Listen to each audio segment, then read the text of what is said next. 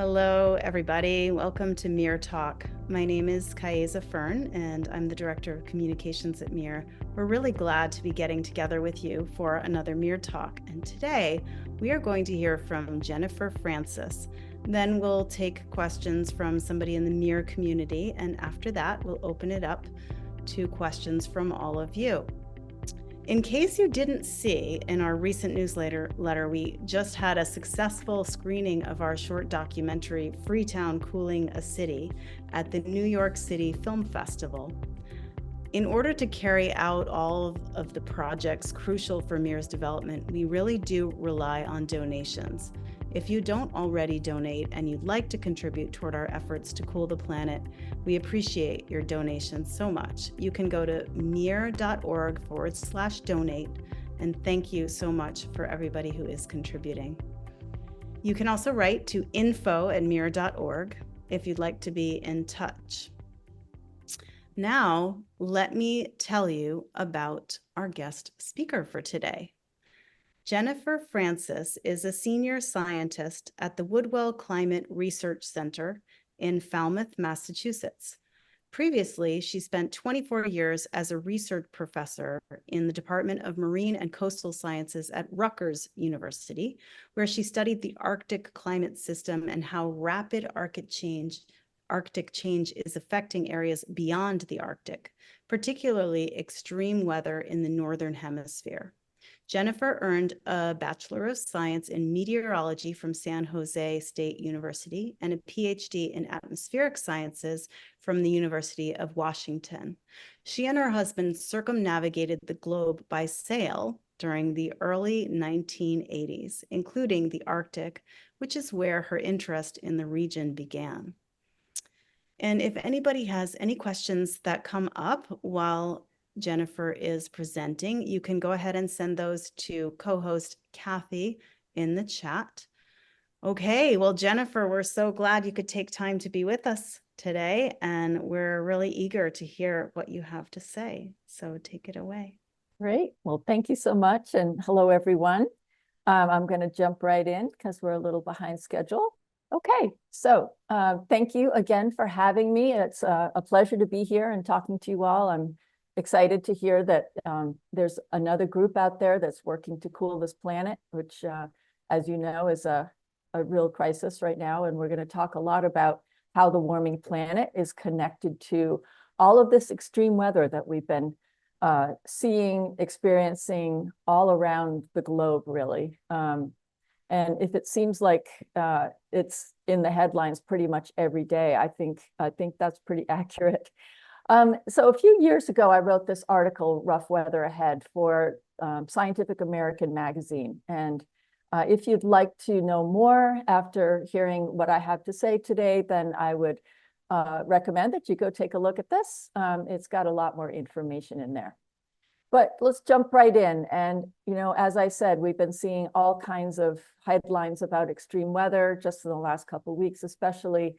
And it's definitely not your imagination that we are experiencing more major disastrous extreme weather events, as this chart shows, going back to 1980.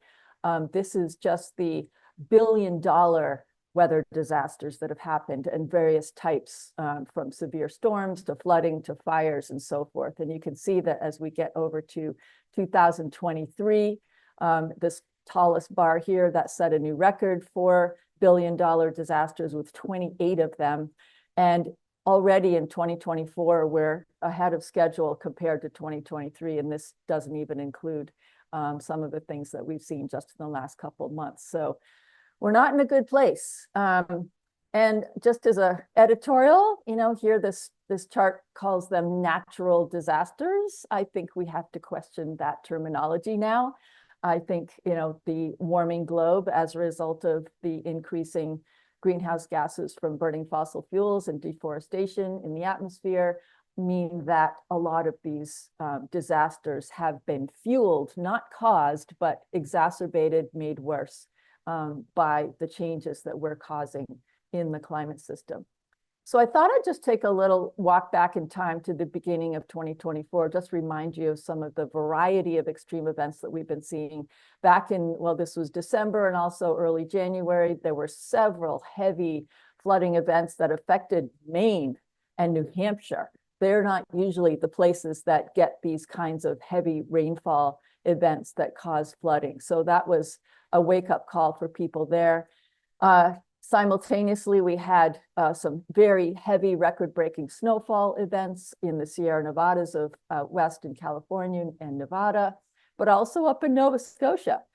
We didn't get a lot of snow here in New England where I live, but some places got way more than they normally do. And then, of course, there were so many flooding events. I've just picked a few, but Texas had a couple of them. England and other parts of Europe had some record-breaking flooding events there as well.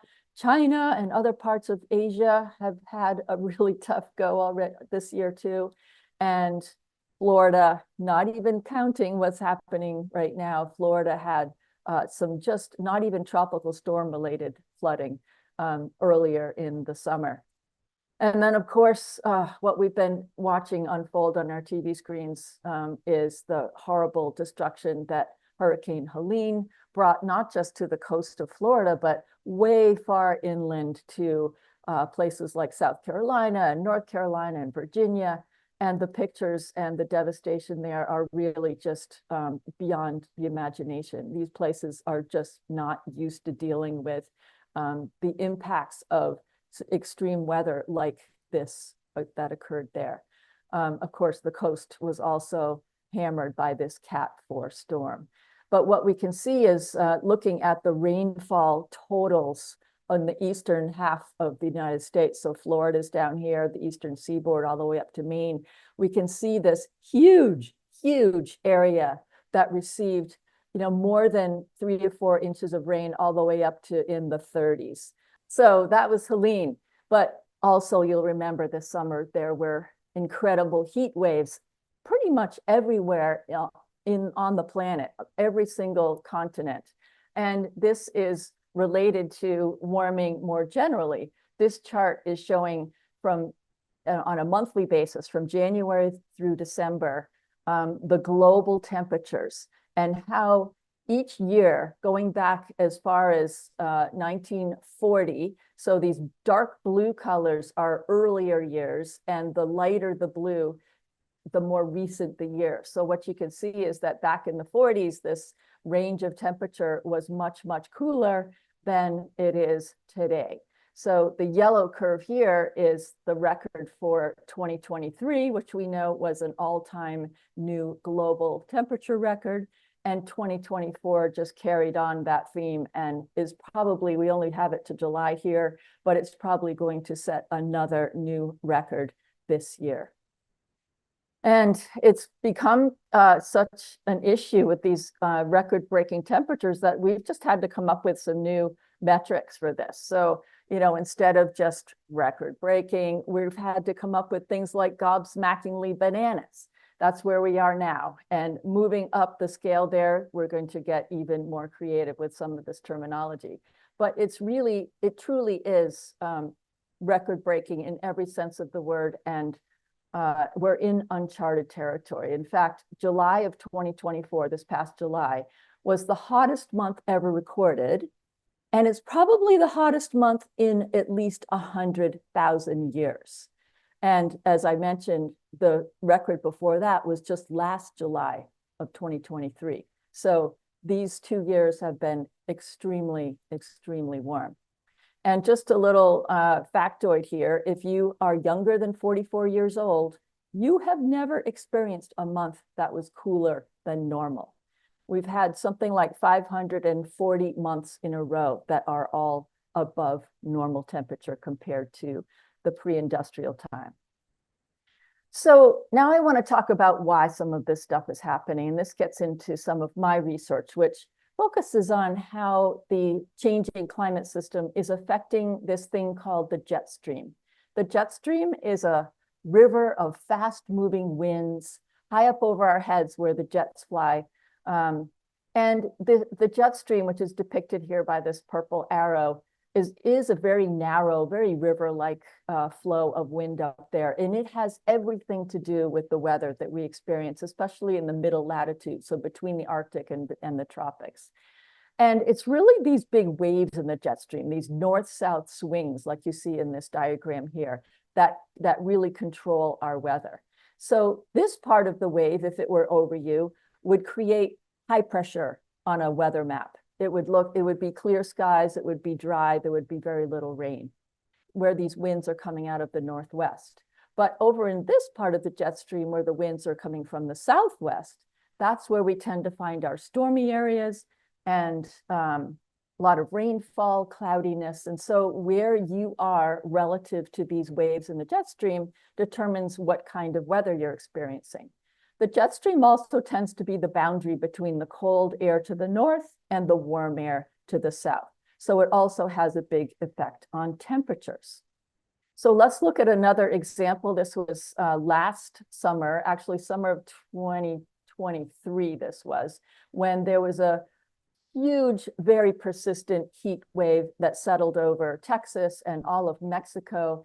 And it also pumped a lot of hot air up into Canada, which triggered a lot of the fires that happened up there that subsequently brought a lot of smoke down along the eastern seaboard. A lot of us will remember when that happened. And what we can see here is the jet stream, which is being depicted, as you can see with words there, was very, very convoluted. So these big, big waves in the jet stream meant that a lot of hot air was being transported northward up towards Canada, while at the same time, a lot of cool air, the cooler air than normal, was showing up along the west coast and also in the east. So this was an extreme, extreme event, and it caused a lot of extreme weather because of this very unusual jet stream configuration. And if we go back to another case in winter 2023, California experienced, and a lot of the Western states experienced, record-breaking rainfall and snowfall that winter.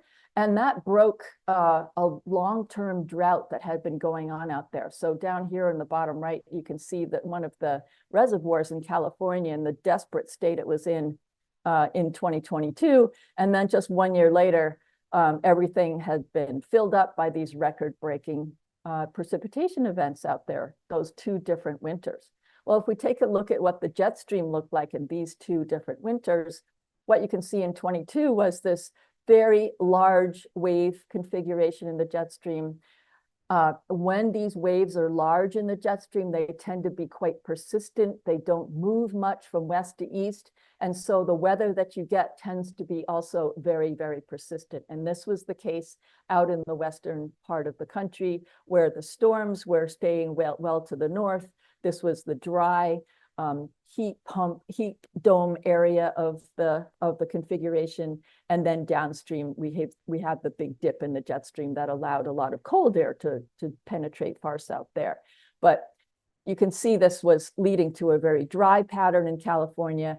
And just the opposite was the situation in 2023 that led to that very wet winter in many of the Western states. So the jet stream is key to our weather. One more really notable example that's happened in the last few years, you might remember the really disruptive and destructive cold snap that developed in the middle of the country. It caused temperatures in Dallas, Texas to be colder, all the way down to -2 Fahrenheit. It was warmer in Greenland and Alaska than it was in Dallas during this time. And this cold spell was notable for many reasons. One, it was very persistent. It extended all the way down beyond the border with Mexico, and the temperatures were truly frigid. You know, there are communities in this part of the country here, you know, they're just not equipped to deal with these kinds of temperatures. You know, Minnesota can deal with it, no problem. But this cold spell was so bad because it affected places that just are not able to deal with temperatures like this, especially when they last for a long time. So why was this cold spell so extreme? Well, we've got the jet stream here depicted again all over the North America. That's the storm track here. And you see that it's dipping well south, which we know is the border between the cold air to the north and the warm air to the south. So it allowed that cold air to penetrate far south. But we've also got this pink thing happening up here. This is a term I'm sure you've all heard, but it is not used correctly in many cases. And so today I want you to come away with a good understanding of what the polar vortex really is and what it is not. So the polar vortex sits on top of the North Pole and is this circulation, a west to east wind, kind of like the jet stream, but it's much higher up in the atmosphere, and it traps very cold air inside it. It sits much higher up in the atmosphere than the jet stream does, so it's up around 10 to 30 degrees miles high in the atmosphere, whereas the jet stream tends to be 5 to 9 miles above the surface. The polar vortex is only there in the wintertime. It does not exist in the summer. And the jet stream, in contrast, is there all the time. So normally the polar vortex sits up there and it kind of minds its own business. It really doesn't affect our weather down here in North America very much at all.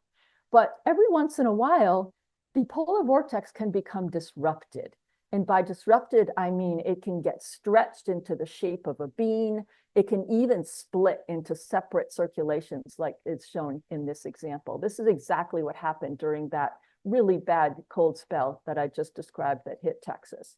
And what happens is these swirling areas of extremely cold air tend to migrate southward, and they cause the jet stream to take even bigger swings north and south, which makes those big waves in the jet stream even more persistent, and it reinforces that cold air with even more extreme cold air. And that's exactly what happened during the Texas cold snap.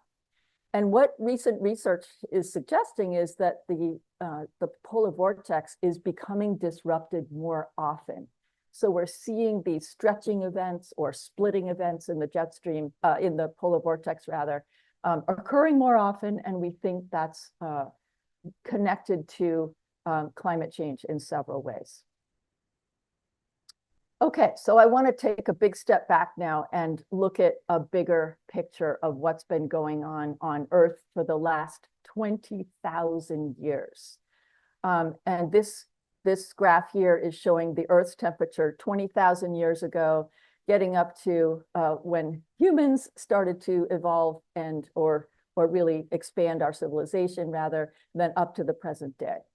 And what you can see is that 20,000 years ago, the Earth was about 3 degrees Celsius colder than it is now being in this blue area here.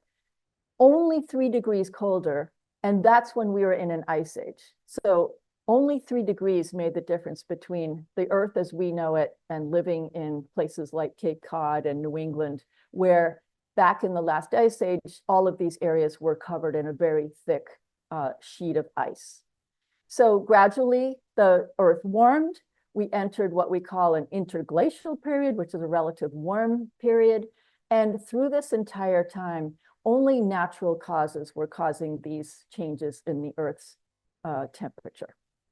And these have been going on for millennia, going back as far as we can see. There have been natural swings in the Earth's temperature, mostly due to changes in the Earth's orbit around the sun. Sometimes it's more circular, sometimes it's more oblong, and the tilt of the Earth also varies. And these things can affect the Earth's temperature.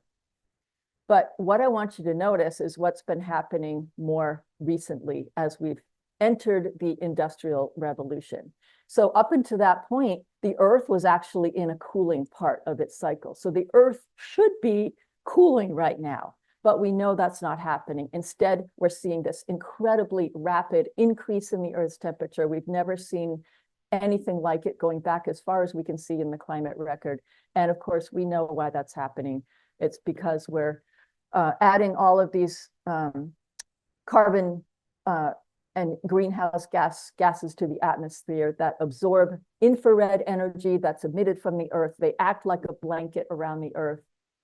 And the more of these gases we put into the atmosphere, it's like putting a heavier blanket on the Earth. And it's just like putting a heavier blanket on your bed. So the more of these gases we dump into the atmosphere, the warmer the Earth is going to continue to be. And I want to show you how this warming varies spatially around the globe. It isn't just everywhere warming the same amount. And I'm guessing that this graph, this plot here, this map is different from others that you may have seen, because this one is showing you how temperature has changed in a given location relative to the globe as a whole. So what that means is these blue areas are warming slower than the globe as a whole, and areas that are pink or orange are warming faster than the globe as a whole. So what you notice right away is that generally the oceans are warming slower than the globe as a whole, and the land is warming faster. But what's also very clear is that the Arctic is warming much faster than anywhere else. In fact, right now, the Arctic is warming about 4 times faster than the globe is on average. And this has a lot of impacts. One of them that's one of the things I've been studying is how it affects the sea ice. So the sea ice is the ice that forms on the Arctic Ocean, also around the Antarctic continent. And the warming up in the Arctic and the recent warming in the Antarctica is causing, here I'm showing the global sea ice extent to decline very dramatically. And like the temperature plot I showed you before, this is going from January to December along the bottom. And these bluer curves are years that are longer ago, and the more recent years are lighter blue. And here we see 2023 and 2024. So these last 2 years have been extremely low in terms of the amount of global sea ice extent. In fact, we've broken the record for many, many months last year, and we're almost as low this year. So this is very disturbing because that sea ice is a natural cooling mechanism for the Earth because it is so bright and white. It reflects much of the sunshine that hits it. And when we lose that ice, it means that that sunshine, instead of getting reflected to space, is going into the ocean that used to be covered in ice and is now open water. So if we zoom in now to today, actually, this is the map of ocean surface temperature anomalies, so differences from what average would normally look like. What we've been watching the last several years are these, what we call marine heat waves or ocean heat waves. There are these red areas that are all across the North Pacific for the most part, and certainly across the North Atlantic and areas in the Southern Ocean as well. Now, we talked about the jet stream a lot, and there are several factors that can influence those waves in the jet stream. One of them is that rapidly warming Arctic that I talked about. And the reason that has such an impact on the jet stream is because the temperature difference between the Arctic and areas farther south is really what provides the fuel for driving those winds of the jet stream. So when the temperature difference is really large, those west to east winds of the jet stream tend to be quite strong, and the jet stream tends to blow in a relatively straight fashion around the hemisphere. But when that temperature difference weakens because of the Arctic warming so fast, for example, that is reducing the fuel that drives the jet stream. And so those winds tend to slow down, and we see it taking a much more wavy path as it travels around the hemisphere. And we know now that those large waves in the jet stream tend to move much more slowly. So we tend to see these very persistent weather patterns happening more often. Persistent weather patterns like the heat waves that were out west this summer, the drought, and even heat waves along the eastern seaboard and other places around the world. So having a tendency for these wavy patterns in the jet stream to happen more often, we think is leading to this higher frequency of persistent weather patterns. But changes in the ocean temperature also have an influence. So anything that affects the temperature differences between here and somewhere else, north and south, but also east and west, is going to have an effect on the jet stream. And so these marine heat waves, in this case, would see a weakening in the jet stream winds south of that, because that would be decreasing that north-south temperature difference. But north of this heat wave, the marine heat wave here, we'd actually see an increase in the jet stream. So many times we see a very close correspondence between what the jet stream shape and speed looks like relative to these marine heat waves. And I want to just zoom in now on the North Atlantic, because this is a very topical area right now, as we're just past the peak of the Atlantic hurricane season. It was a little bit quieter than we expected in the beginning of the season, but now things have really ramped up. We just saw Hurricane Helene take its devastating track from the Gulf of Mexico up into Florida and along the Appalachian Mountains. And now we have another hurricane developing that's taking aim at Western Florida, and most likely is going to be another major hurricane affecting areas between Tampa, Sarasota, that area. So this is a rapidly developing hurricane as well, and this is what we're seeing happening to hurricanes as a result of these very warm ocean temperatures. We're seeing storms intensify more rapidly. We're seeing an increase in the frequency of major hurricanes, and we're seeing them dump heavier rainfall when they do form. And that's really what I want to talk about next, because as we see these ocean heat waves develop, it means that there's more evaporation from the ocean and the land, it turns out, because of the warming atmosphere as well. So a warmer atmosphere can accept and absorb more of that evaporation into the air, and that's leading to a general increase in the amount of water vapor in the global atmosphere. And this water vapor is a really important part of the climate change story and the climate crisis story, because not only does that water vapor fuel storms with more moisture to dump heavier rainfall, but that water vapor, when it condenses into clouds, releases heat into the atmosphere. And this is the fuel that storms draw from to increase their wind speeds. And not just hurricanes, but nor'easters and thunderstorms and all kinds of storms draw most of their energy from this moisture that's in the atmosphere. So this increase in moisture is a really big deal.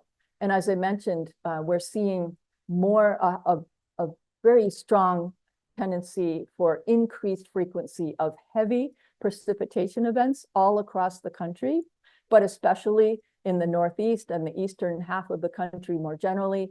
We're seeing many more occasions where we get these very heavy precipitation events. So the heaviest 1% of these events, and they're a very direct link to the climate crisis.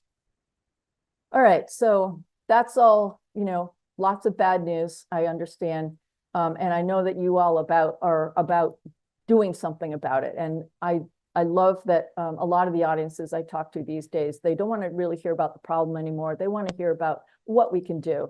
And a lot of what I'm going to say is not news to you, I'm sure. But there's many things that we can do as individuals, as communities, and as members of society. So, individually, we all need to try to conserve energy any way we can. Keep it in the front of your brain, turning off lights, replacing appliances when you have the chance, making your home more efficient, using transportation more wisely. Try not to fly if you don't need to.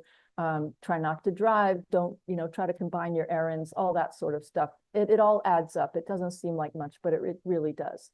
In our own communities, there's a lot we can do, and there's a lot going on. So especially in coastal communities here in New England, we have a lot of property and infrastructure that's really vulnerable to the next big storm that comes along. Sea level rise, of course, is making that all even more risky, more damaging, some of those storms when they do come ashore. So getting ahead of some of that infrastructure and property that's in the way, in harm's way, will be a much more cost-effective way to deal with it than it is to have it all destroyed and then fix it afterwards. So getting ahead of these things, being proactive.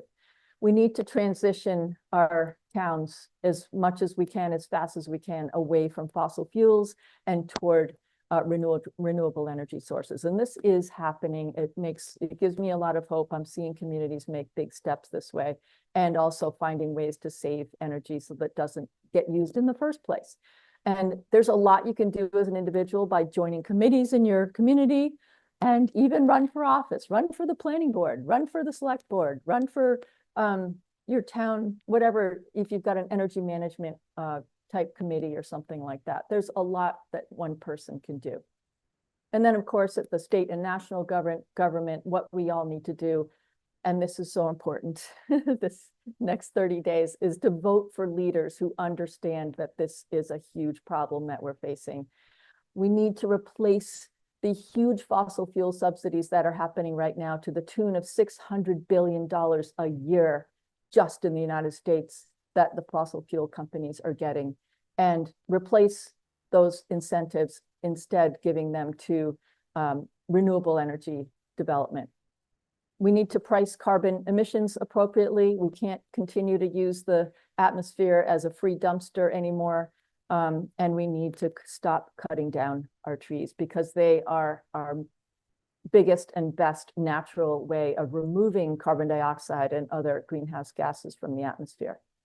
And I don't have to tell you this, because you're here to educate yourself. You're here to do that. But you also need to take what you learned today and in other presentations that you hear, and talk to other people who didn't hear them. You now have ammunition that you can use as facts and help people understand perhaps information that they did not get from a reliable source. There is some good news. As I mentioned, we're seeing a lot of transition away from fossil fuels and towards renewable energy.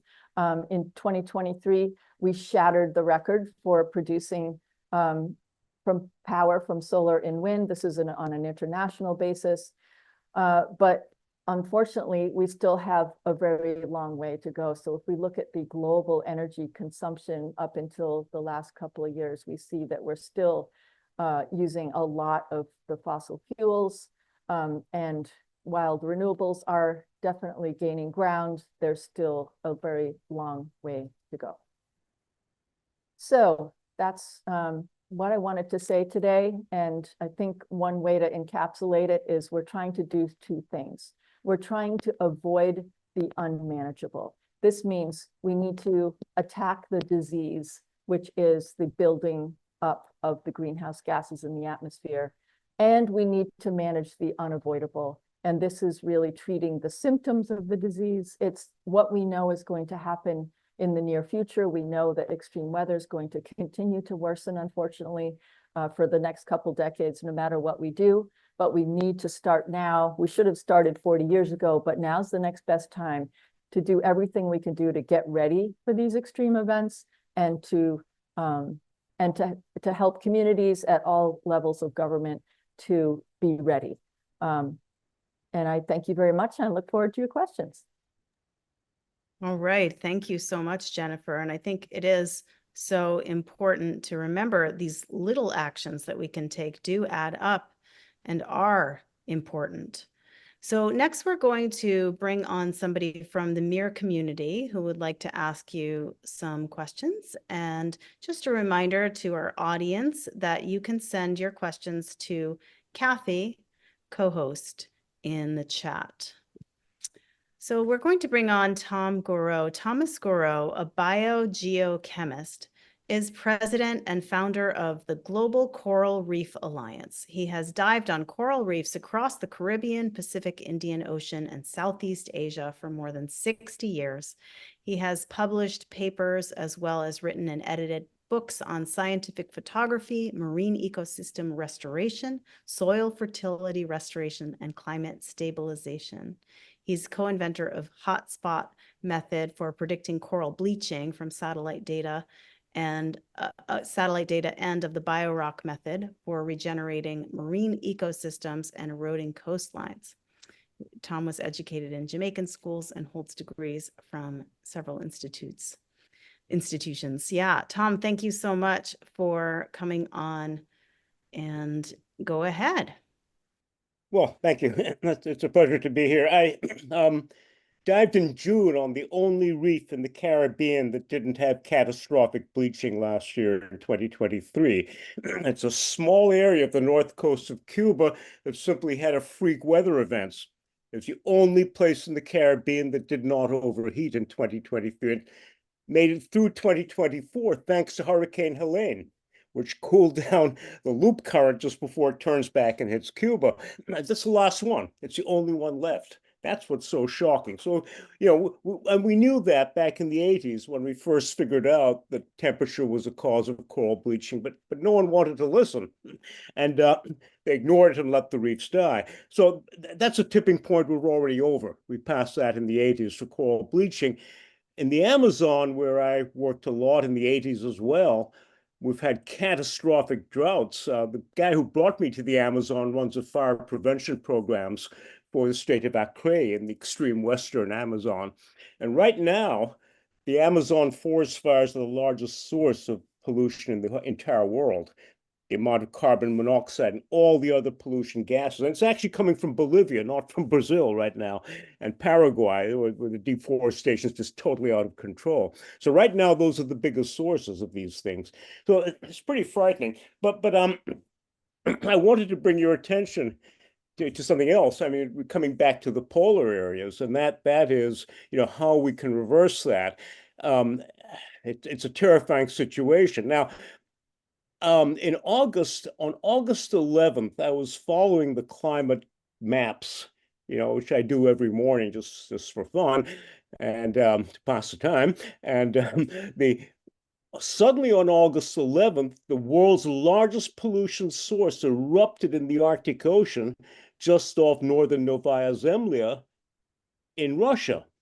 Okay, all of a sudden, I mean, it was as big or bigger than the Brazilian forest fires are now, and it was pumping every combustion gas into the atmosphere in rates that dwarfed all of the industrial production of China and India and Europe and the United States. It was incredibly intense. It suddenly turned on August 11th and shut off on August 22nd and went completely quiet.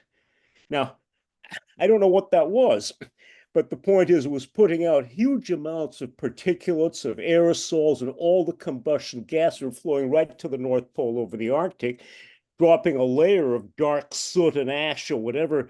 It was some sort of combustion event. It happened underwater. That's the surprising thing. It happened underwater. Now, I don't know if this was a methane bomb somehow erupted underwater, or it's an area where the Soviet Union is known to have dumped a lot of nuclear weapons and radioactive waste, and it also happened to be the highest temperature anomaly in the world's ocean, anywhere in the world at that time, in the Barents Sea, the Kara Sea, and the Laptev Sea, that whole area. And there were several sources that suddenly turned off and turned on and turned off, and I have no explanation for it.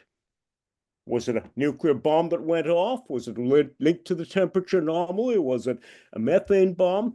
And what's surprising is that, I brought attention to it on some of the websites, and there's been no comment. Now, the fact is, there's no comment. It didn't make the news. It was during the Democratic Convention, but didn't make the news. But it was just a totally unprecedented event. And if it is something that is a new normal, then we have good reason to be afraid. Let me put it that. I don't know what caused it. I don't want to be an alarmist, I really don't.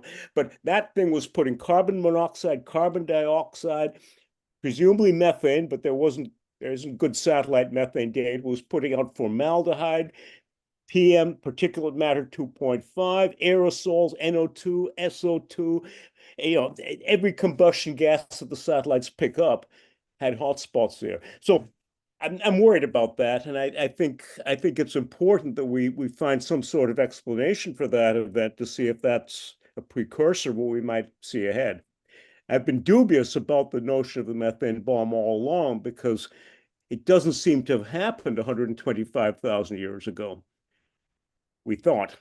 But however, at the time that this went off, I was at the Goldschmidt Geochemistry Conference in Chicago, and I heard a paper by a researcher who, in fact, found traces of a methane bomb 125 to 130,000 years ago in the carbon-13 isotopic records of sediments off West Africa. And it turns out the isotopic composition is a much more sensitive measure of methane release than the actual concentration. It doesn't show up very clearly in the Greenland ice records. So anyway, I just want to mention that, and I think the Arctic is something that needs to terrify us. If something isn't done about that, everything is going to change. Sea level rise, and that's not in any of the IPCC models. So anyway, Jennifer, I'm sorry to ramble on here, but what do you propose we do? About cooling the Arctic in particular, or refreezing Yeah, the well, Arctic? I yes, know there's been a lot that's of right. talk of that, right? Because we do know the standard solutions can't act quickly enough. And I mean, that's one point of MEER is the notion that direct reflection may be essential. Now, I am so worried, I don't see any way around that. I mean, I've resisted geoengineering all along for many reasons, and but I don't see any way around it now. Well, I think there is a way around it. I think if we put all of our efforts into reducing the disease, as I said, treating the disease, it's not happening fast enough. That's clear. But I don't think that further tinkering with the environment in ways that we don't understand.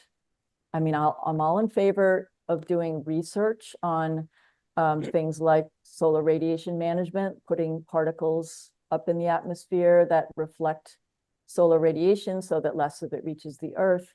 I'm totally fine with doing modeling studies of that sort of thing. So we do have a better understanding of what could happen inadvertently if some rogue entity were to just go ahead without the international without some international framework governing it.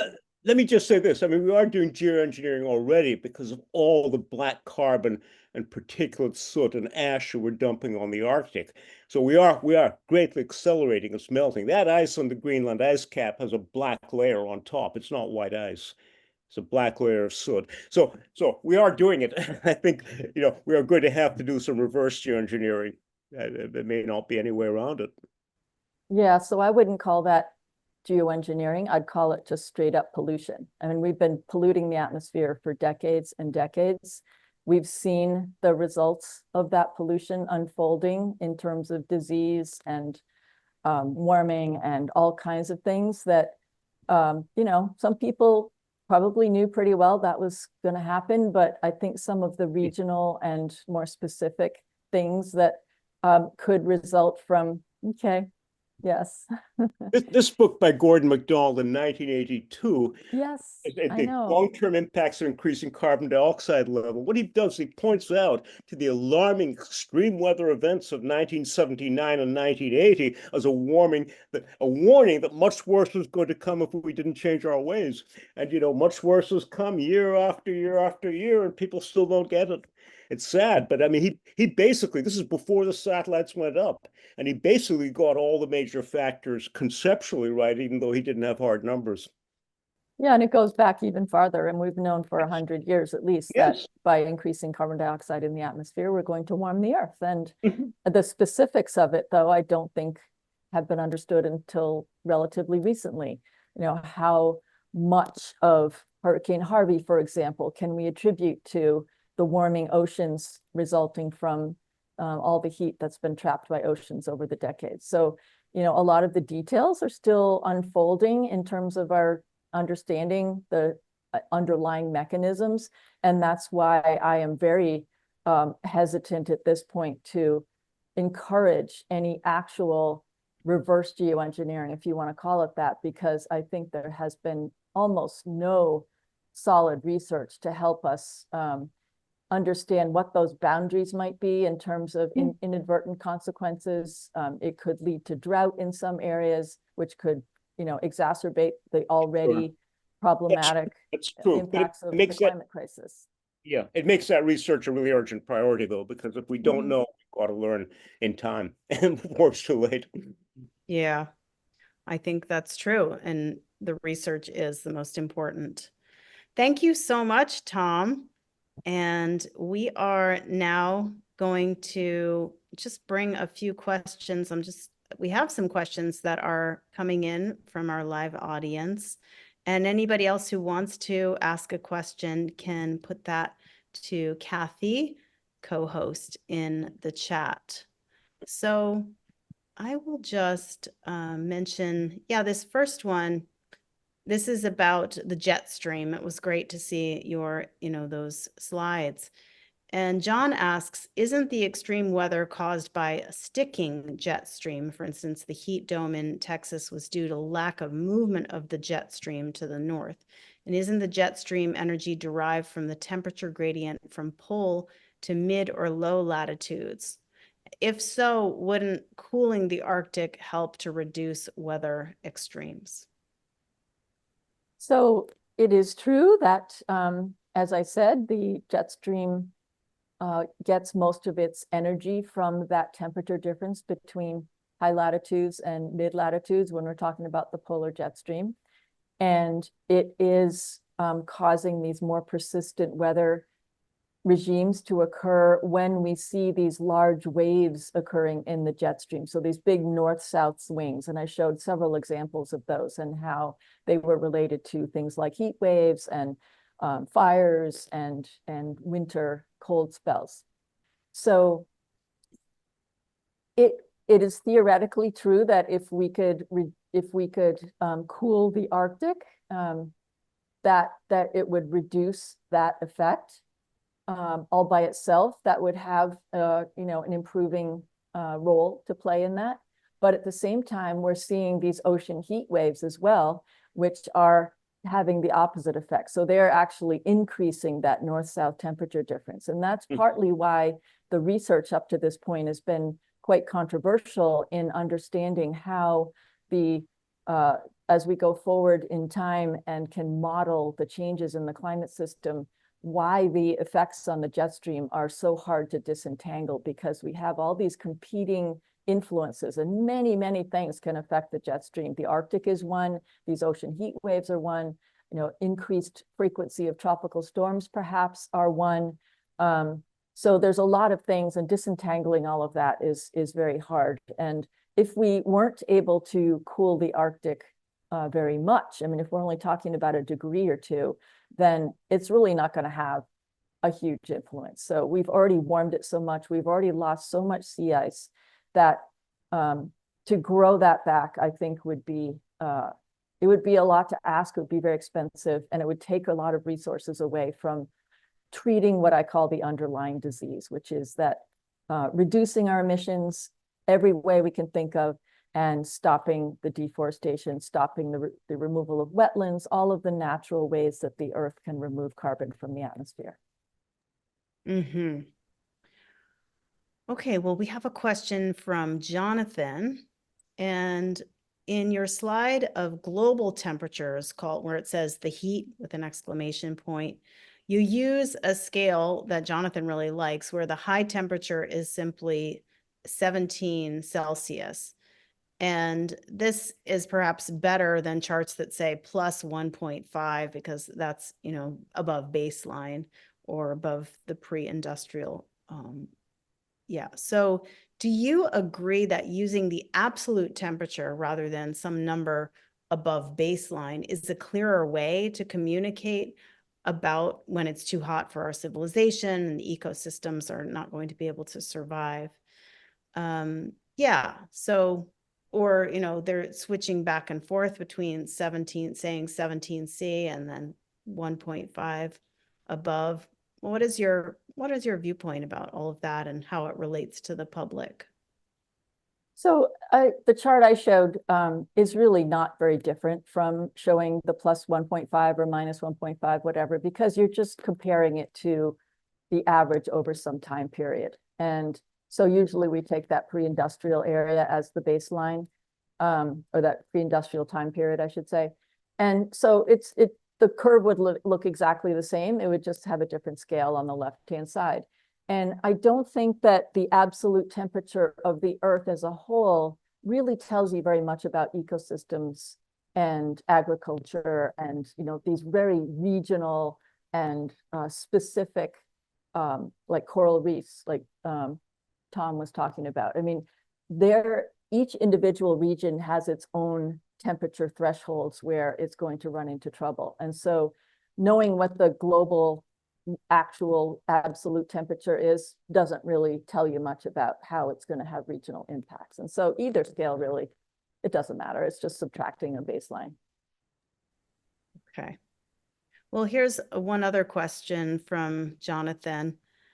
It may help the public if the humidity paradox was better understood. The fact that the atmosphere may be holding 7% more water can strangely result in a lower feeling of humidity for land dwellers because they live on land that's warming more rapidly than the ocean. As this gap in temperatures gets larger between land and sea, land dwellers may feel it to be drier and drier, even though the air itself is packed with moisture. So Jonathan is wondering if he has this, this kind of humidity paradox rightly described. Are we understanding that correctly? Yeah, so what he's talking about is relative humidity. So relative humidity tells you how much moisture is in the air compared to how much it could have before a cloud forms, before it starts to condense. And so on a very warm day, there can be a lot more moisture in the air, and it won't feel all that moist really until it really piles up. So on a very sticky summer day, it's when there's a lot of moisture in the air, and it doesn't take much to cool that air down before fog forms or some kind of a cloud forms. So it really depends, if like you hear about the dry heat of Arizona, it doesn't feel as hot there because it is so dry. And that's because dry air evaporates the sweat from your body more rapidly. And so your natural body's cooling system works better when the relative humidity is very low. And he's correct that the land, I showed that graph of the how temperatures were changing relative to the global average, and that showed exactly that the oceans are warming slower than the land areas are warming. But on a day-to-day basis, it's really more about the individual weather systems, because one day you'll have a cold front maybe is approaching, but you've got this big surge of tropical moist air ahead of it, and so it feels really sticky. And then the next day, the humidity drops behind the front, and all of a sudden it doesn't feel so hot anymore, even though the temperature may be exactly the same. So it fluctuates so much on a day-to-day basis. I'm not sure that an individual person could reliably say, oh yeah, it feels drier now on average because the temperature of the land has increased faster than the ocean has. Okay, that makes sense. Well, we have a couple other questions coming in, but I just thought I would ask, since you had a sailing trip that inspired you about this, about, studying this as your life, is there any particular part of that was kind of like, a culminating moment in that, or was it kind of an overarching experience? Can you just speak a little bit of that? I think it's interesting to hear people's inspiration for getting into the work, especially around climate change. Mm-hmm. Yeah, so I've been a sailor my whole life, and I've been very fortunate to do a lot of sailing and all around the world. And this particular, I guess, epiphany, if you want to think of it that way, we did sail up to the Arctic back in 1984. And we went up north of Norway, up to an island group up there called Spitsbergen or Svalbard, which is about as far north as you can go in a boat that isn't an icebreaker. At the time, this was in the era before GPS and before you could get really much of any weather information whatsoever.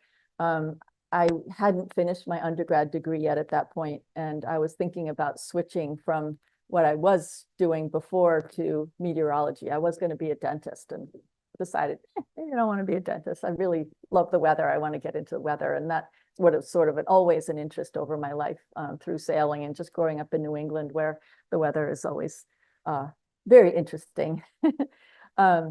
But when we got up to the Arctic there, and there was so little weather information available, I thought, oh, well, if I go into meteorology, this could be a good area to specialize in, because clearly we don't know much, because the forecasts that we could get were worthless. And it was such a fascinating place that I decided that I would focus my energies on understanding that part of the world in particular. So that's how I got into studying the Arctic, and I got into satellite remote sensing as a tool to measure the atmosphere there where there was no one to measure anything. So I was able to get a lot more information from a particular satellite system as a part of my research. And it's kind of gone from there. I see. Okay. Here's a question from Kathy. Kathy found the jet stream images fascinating. Yes, those were amazing. What do you expect we may see this winter? Is there any kind of way to predict, or is there any, anything that they sort of inside people who are studying this are talking about? That's a really good question. There are some indicators that help us do some seasonal forecasting, looking forward several months.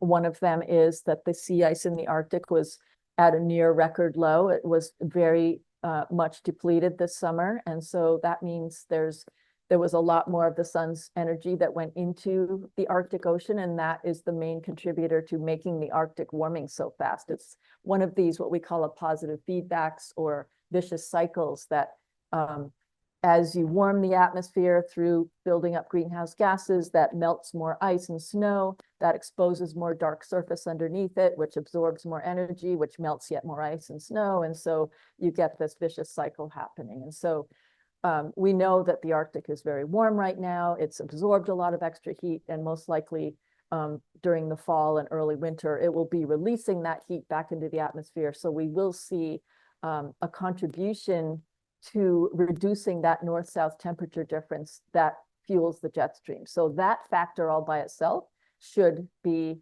one that tilts the jet stream towards having these wavier patterns happening more often. But as I said, there's a lot of other things happening at the same time. You've seen those raging ocean heat waves in the North Pacific and the North Atlantic, which will basically counteract that. And we also have a developing La Nina condition in the equatorial Pacific. A La Nina condition tends to shove the jet stream a little farther northward over the Northern Hemisphere or over North America. And that tends to create a warmer, drier winter, especially the southern tier of states. So there's a lot of factors in play. We've still got the Atlantic warmer than we've ever seen it. That's supplying a lot of moisture. So any nor'easters, for example, that develop along the mid-Atlantic are going to have plenty of fuel to draw from. So we could very well see some really strong nor'easters developing. But it's not just that fuel sitting there. It's also got to have the jet stream in the right position. So there's a lot of pieces to the puzzle. Okay. Yeah, it is complex. Peter is asking, have you heard Tim Garrett's opinion that losing Arctic ice might cause a phase shift to low clouds or fog, maintaining similar reflective albedo effects and making a blue ocean event less likely or severe? Are you familiar with that? So or do you have any so comment we for know, so we know that as we've lost the sea ice, more evaporation has occurred in the Arctic Ocean, and that has provided more moisture for the clouds up there. This is especially true in the summer, fall timeframe. The thing is, it's extremely cloudy in the Arctic all the time. And those clouds are already very reflective. So by adding more moisture to them, it's not going to change their reflectivity very much. And so really the time where it would be helpful to have more clouds would be in the spring, because that's when the sun is relatively strong and there aren't as many clouds around typically in the spring months. And so that's when you could actually make a difference in the surface energy balance. Okay, excellent. So one last question. This is from Barbara. And I think we want to know, how can we reach the public with this information? So would giving the public location-specific wet bulb temperatures be more useful than average global air temperatures? What is your take on that? Yeah, so wet bulb temperature is really just another measure of how much moisture there is in the air, and there's several metrics that you can look at. The relative humidity we've already talked about. And, generally weather forecasts do give you that information. If you listen on TV or wherever, they'll say, yeah, here's the temperature, here's the relative humidity, here's the wet bulb temperature even sometimes. And I think it's really mostly relevant in places where the wet bulb temperature or the humidity is very, very high, as is the temperature. And so you're getting into this situation where a human body or even animal bodies can't get rid of the heat because it's so hot and it's so moist in the atmosphere that evaporation is not happening efficiently. And so whether it's a dog panting or sweat or whatever, animals, humans, whatever, cannot get rid of that extra heat in their bodies. And there's a threshold where you just can't survive because you just can't get rid of enough heat if you don't have air conditioning. And, so parts of India, for example, are now regularly exceeding that threshold. Parts of the Middle East, it's a huge concern as we go forward in time, and both the global temperature and the amount of moisture in the air are both increasing. So we're going to see that threshold being exceeded more and more for longer periods of time over larger areas, and it's a big concern. Okay. Well, we want to thank you again, Jennifer, for coming to MEERTALK, and this has been so informative. I think sometimes, extreme weather events may not be something that some of us directly experience, and yet some people experience them, and it's devastating to their lives. And, the Arctic also is something that seems far away, and yet it's completely so. It's huge in how it all works. So thank you so much for coming. Thank you for having me. It's been a pleasure. And thank you all for coming. At MEER, we are working to help educate the public while also developing a solution to the warming on the planet. We invite you to keep learning about Earth's energy imbalance and climate science on our website.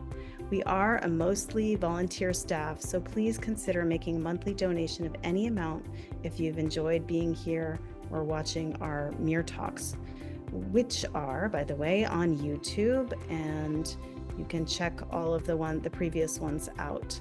You can also see what we're doing on social media, and if you've found being here and listening beneficial, please do tell somebody else about MEERTALK. Our next MEERTALK will be on Sunday, November 3rd, when author Nick Breeze will be our guest speaker. So that should be very interesting as well. Until then, take really good care, everybody, and thank you for coming.